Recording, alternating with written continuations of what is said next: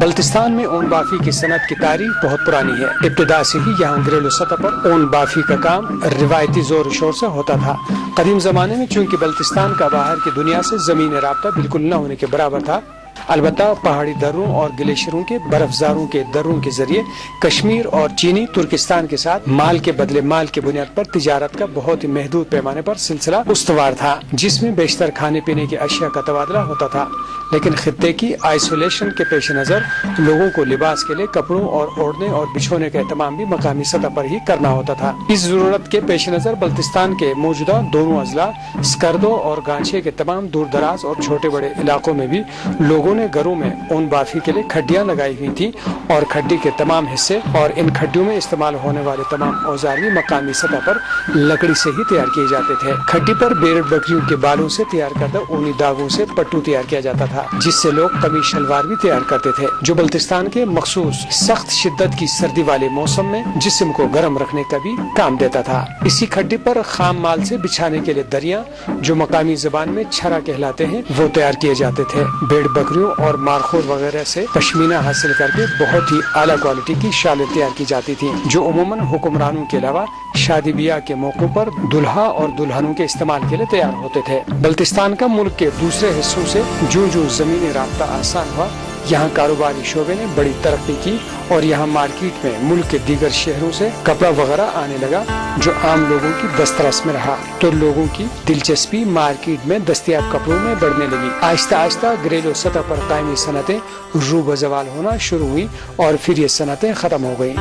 کافی عرصہ ان گھریلو صنعتوں کے خاتمے کے بعد مختلف اداروں اور لوگوں کو احساس ہوا کہ ان گھریلو صنعتوں کو پھر سے بحال کرنا نہ صرف علاقے کی ضرورت ہے، بلکہ علاقے کی تہذیب و ثقافت کو محفوظ بنانے کے لیے بھی ناگزیر ہے۔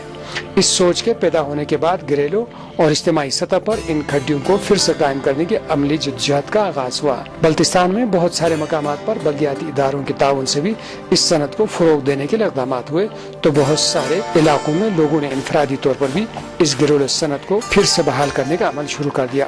ان کو حکومتی اداروں کے ساتھ ساتھ ILO نے بھی مالی معاونت فراہم کی، جس سے اب یہ صنعت ایک بار پھر بحال ہوئی ہے، اور یہاں مقامی شالیں، پٹو اور دیگر مصنوعات تیار ہو رہی ہیں، جو مارکیٹ تک رسائی حاصل کر چکی ہیں۔ مزدوروں کے عالمی ادارے ILO نے بھی بلتستان میں اس صنعت کی بحالی کے لیے مالی معاونت کی، جس کی وساطت سے بلتستان کے اضلاع سکردو اور گانچے کے 9 مختلف مقامات پر اون سے داغا تیار کرنے کے لیے اسپیننگ سینٹرز قائم کیے، اور خواتین کو اون سے داغا تیار کرنے کی تربیت دی۔ پھر ان داغوں سے شالیں تیار کرنے کے لیے سکردو، شیگر اور برا گانچے کے مقامات پر علیحدہ علیحدہ ویونگ سینٹرز بھی قائم کیے۔ میں آپ کو یہ بتانا چاہتی ہوں کہ ہمارے ہاں پہلے بیڑو کے یہ سارے بال جو ہے وہ ضائع ہو جاتے تھے۔ اب ہم نے اس کام کی تربیت لینے کے بعد ہم نے ان سے اونی داغا بنانے اور پھر چادر بننے کا کام بھی شروع کیا ہے، جس سے ہماری معاشی حالت میں خاصی بہتری آئی ہے۔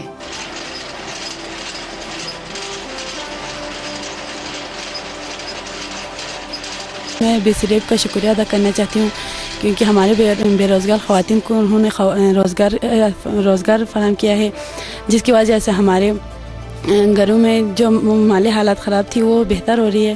ابھی ہم سب اس کام کو اس لیے کر رہی ہے کیونکہ ہمارے خواتین سب ان پڑھ ہے۔ پہلے ہمارے خواتین ان کے کام کرتی تھی، مگر اس کو وقت کے حساب سے اس کام کرنا چھوڑ دیا تھا۔ ابھی BCDF کے تھرو ہم نے تربیت حاصل کیا تھا، اس وجہ سے ہم نے ہمارے خواتین کو اور بھی کام کرنے کے لیے اس پر ہم نے کام کرنا شروع کیا ہے۔ ابھی یہ سب کام پہلے ہم خواتین ہاتھوں سے کرتی تھی، ابھی مشین آیا ہے جس کی وجہ سے کم وقت میں زیادہ داغے ہم نکال رہی ہے۔ مارکیٹ میں بھی ہمیں اسی اون کی شال کی ڈیمانڈ زیادہ آ رہی ہے۔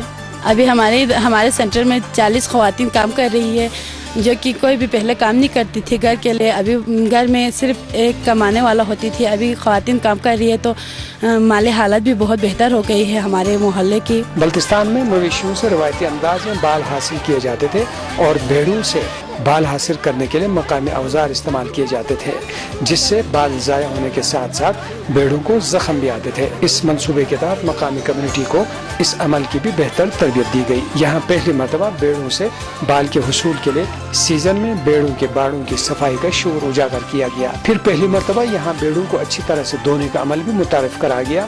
اس عمل کے اختیار کرنے کے بعد ان بیڑوں سے صاف اور اچھی کوالٹی کا اون حاصل ہونے لگا، بلکہ صفائی کے اس عمل سے بیڑوں کی صحت میں بھی بہتری آنے لگی۔ 35 کے درمیان بک رہا تھا، صفائی کی وجہ سے 70 روپے کے جی قیمت ہو گئی، جبکہ داغوں کی قیمت 1400 روپے کلو ہونے لگے۔ اس سے یہاں کے گھریلو سطح پہ خواتین کو معاشی طور پر بہت فائدہ ہوا۔ اتنے باریک داغوں سے بلتستان کے اون کی صنعتوں میں ایک تبدیلی یہ آئی ہے کہ ماضی میں یہاں سے صرف موسم گرما کے لیے ہی گرم اور موٹے شالیں تیار ہوتی تھی، لیکن اب مختلف کوالٹی اور موٹائی کی شالیں اور باریک شالیں بھی تیار ہوتی ہیں، جو مختلف موسموں اور سیزن کی یہاں کی ضرورت کو مد نظر رکھ کر تیار کیا جاتا ہے۔ اب ان صنعتوں سے مردانہ شالیں، زنانہ شالیں، پشمینہ، پٹو اور جیکٹس وغیرہ بھی تیار کیے جاتے ہیں، جن کی مانگ نہ مقامی بلکہ ملکی اور بین الاقوامی مارکیٹ میں بھی ڈیمانڈ بڑھ گئی ہے۔